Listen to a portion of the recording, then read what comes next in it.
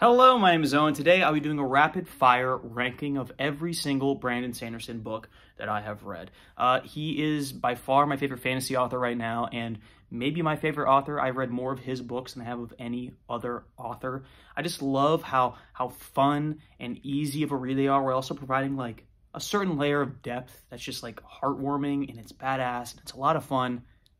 And it's just like, his books are just a comfort read. I always know when I'm picking up a Brandon Sanderson book, I'm going to have a good time.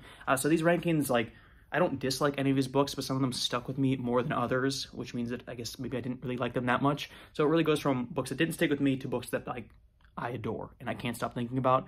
There's 16 books in this ranking. It's not all of his books, but it's a lot of his books. And I just want to share a couple thoughts about those books individually. I'm not going to dwell too much on it. This is going to be a 30-minute long video. It's 16 books. Let's get through it. Let's get over with. Get in, get out, get happy. Get Sandersized, whatever that means. Starting with his young adult trilogy, the Reckoners trilogy, which is basically The Boys, in which it's a group of people who hunt superheroes who are not superheroes.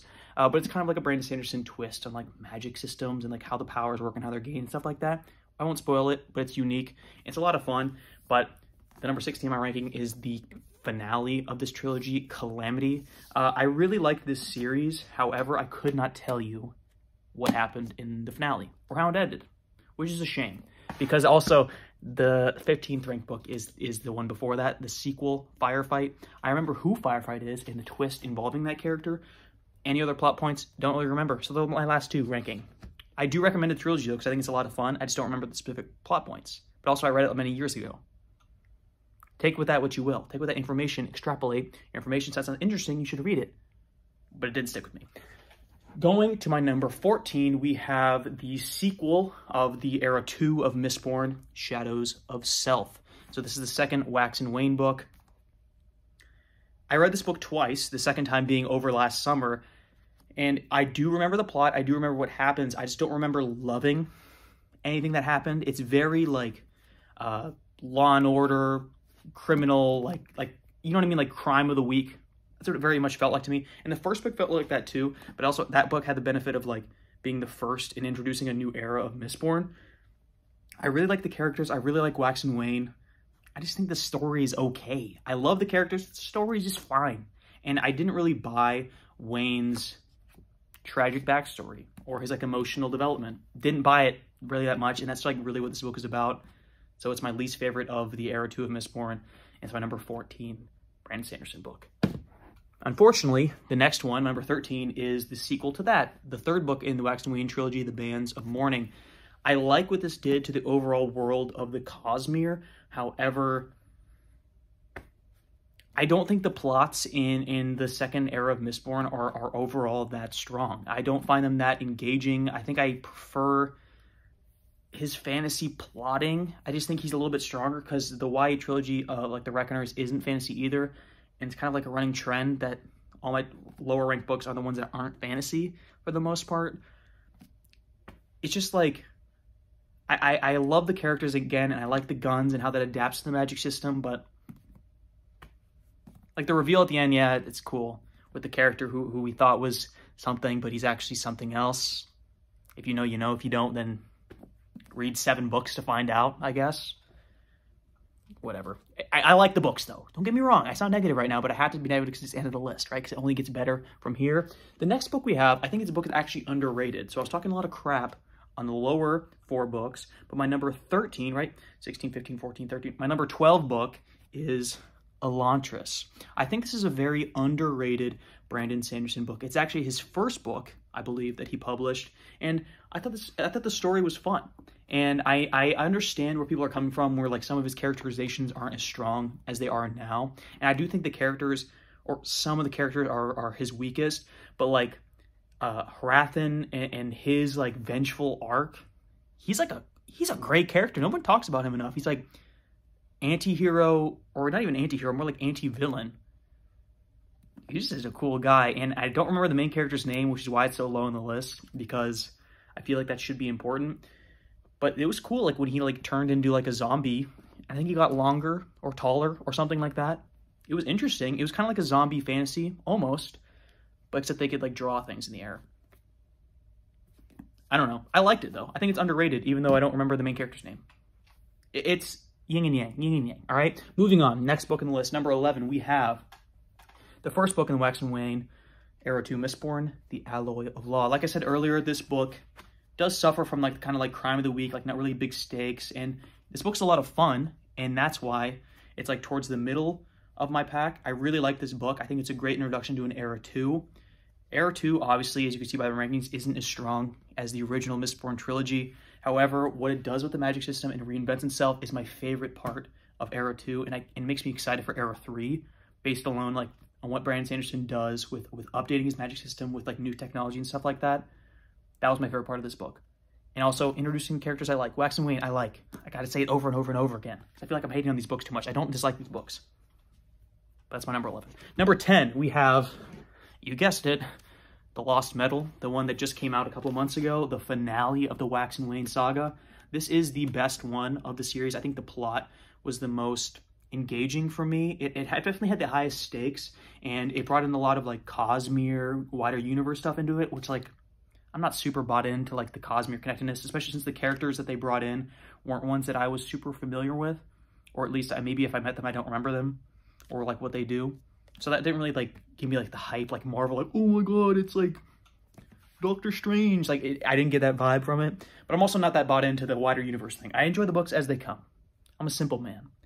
But I thought this one was the strongest plot-wise. I think the character work with Wax and Wayne was completed in a very satisfying way, and I enjoyed it, right? So this is my 10. I gotta keep counting, guys. I can't keep that many numbers in my head, and I don't have anything written down. All off the dome piece. Think about that.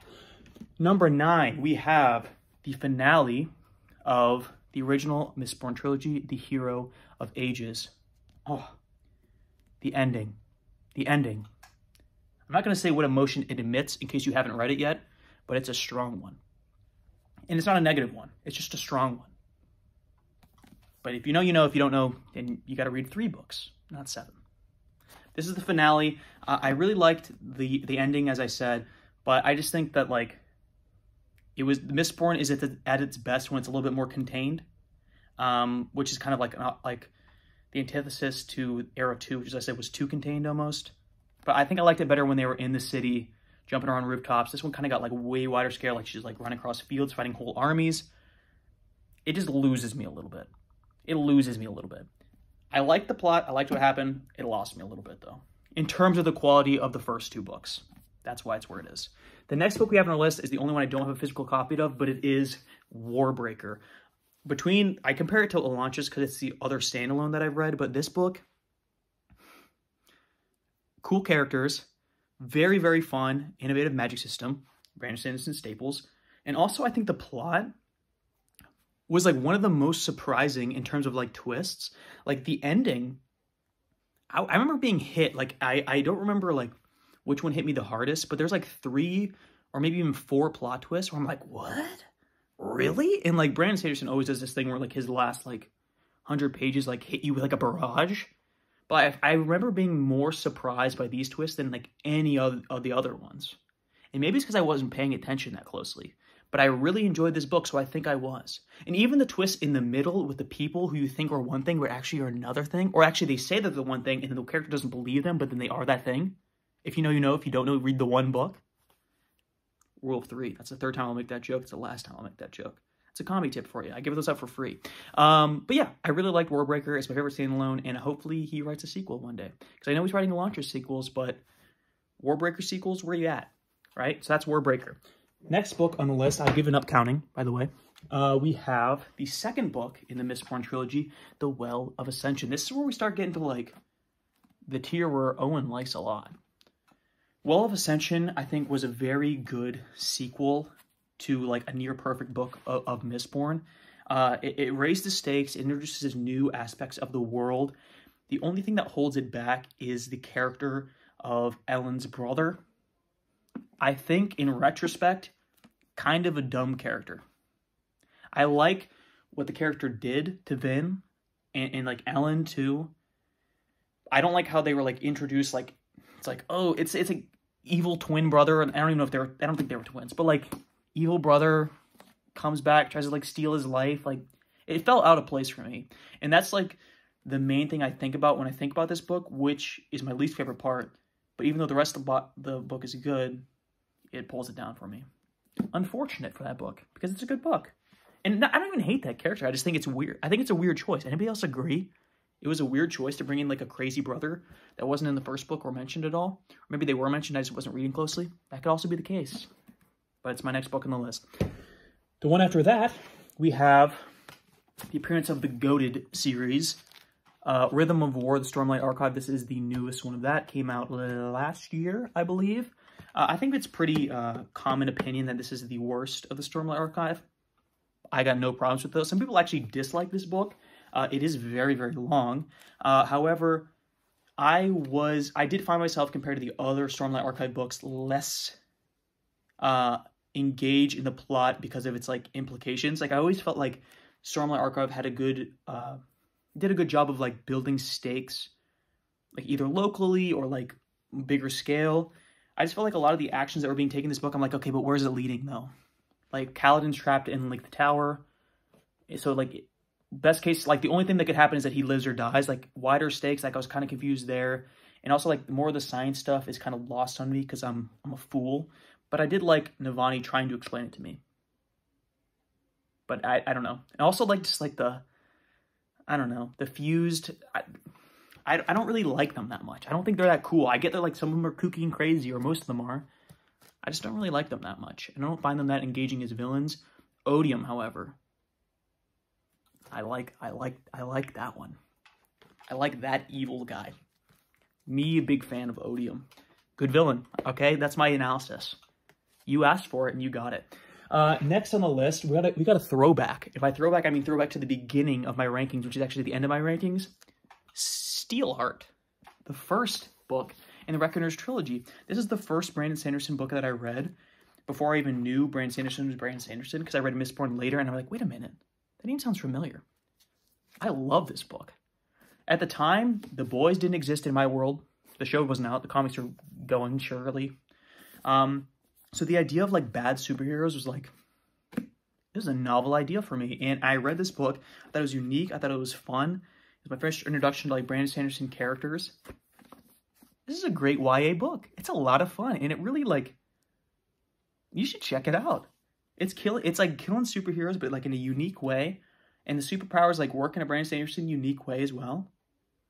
It's fun. It's just fun. Pure fun, this book is. Steelheart. Check it out. Check it out. It's cool.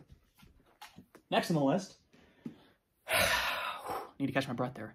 Moving swiftly but surely, we have the Goated introduction. Many people's introduction to fantasy. Adult fantasy, at least. Mistborn. A near perfect book. However, this is the number 4 on the list. What does that tell you about Brandon Sanderson? I think this is a perfect book. This book's a lot of fun. I'm kind of like losing my mind here. I could feel my concentration in like the validity in like clearness of my words disappearing rapidly. So my analysis will be less and less useful.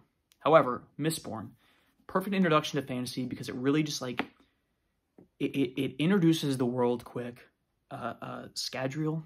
It's a unique world, and the magic system, and everybody talks about this, but Brandon Sanderson's magic systems are always unique, they're always fun, and I never read a book before this that, like, was so complex with its magic, yet explained so detailed that I understood it, and I'm like, it's like more than having, like, a superpower, right? Because it's so specific that, like, I think I could, if I had this power, I could master it, and I think that was part of the joy when I first read it, but also just the plot's just solid.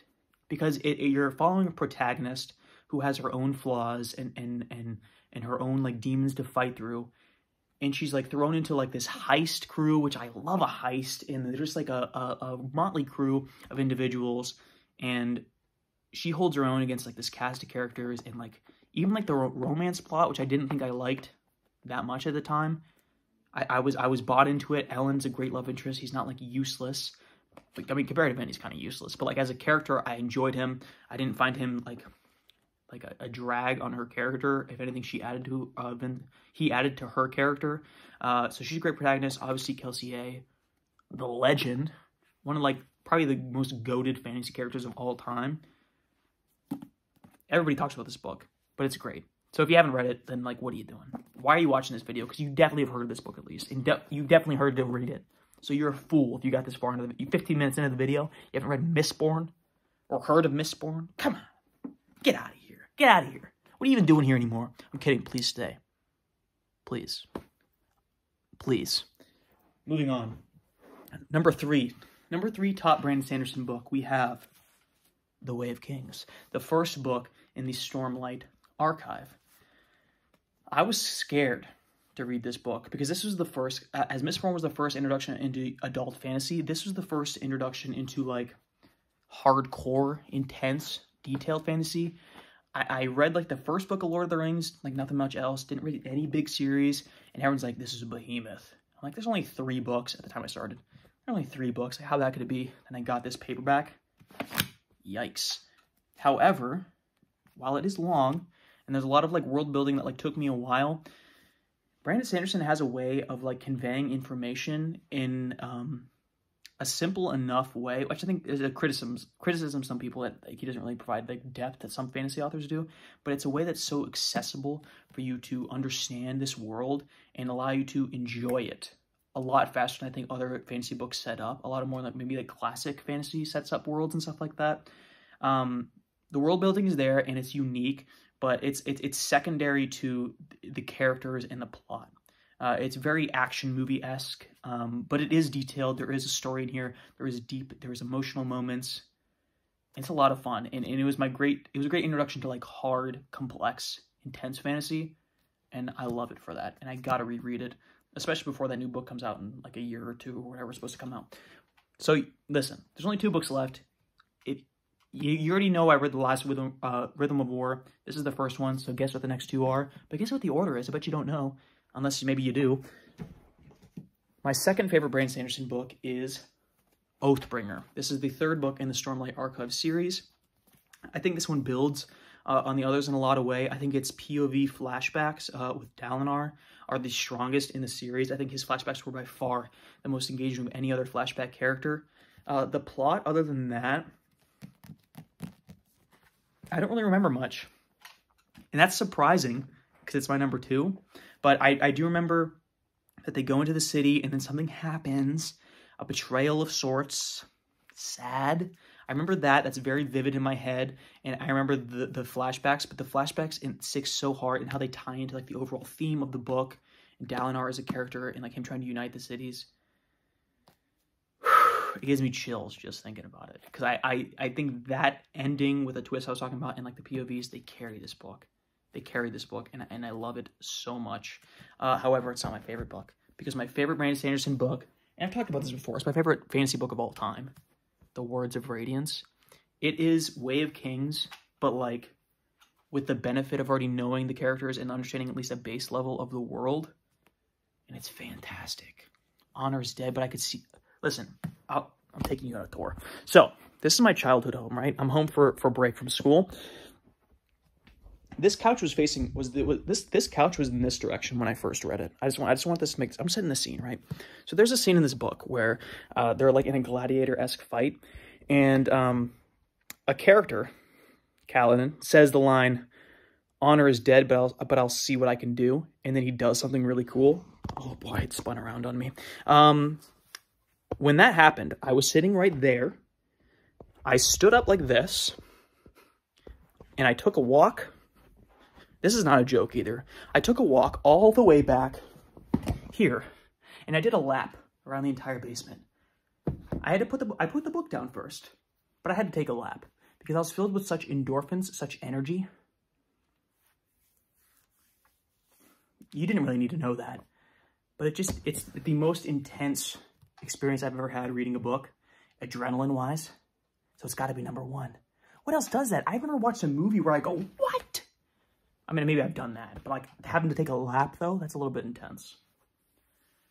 But a book, it's like words on a page. Like, I could go to that page and I could read those words and I'd be like, oh, that's cool, I guess. That's how immersed I was. But that's my ranking. All 16 books. It's not 30 minutes. Gotcha, it's only 20. Thanks for sticking around. Be sure to like and subscribe. I got more stuff on the way.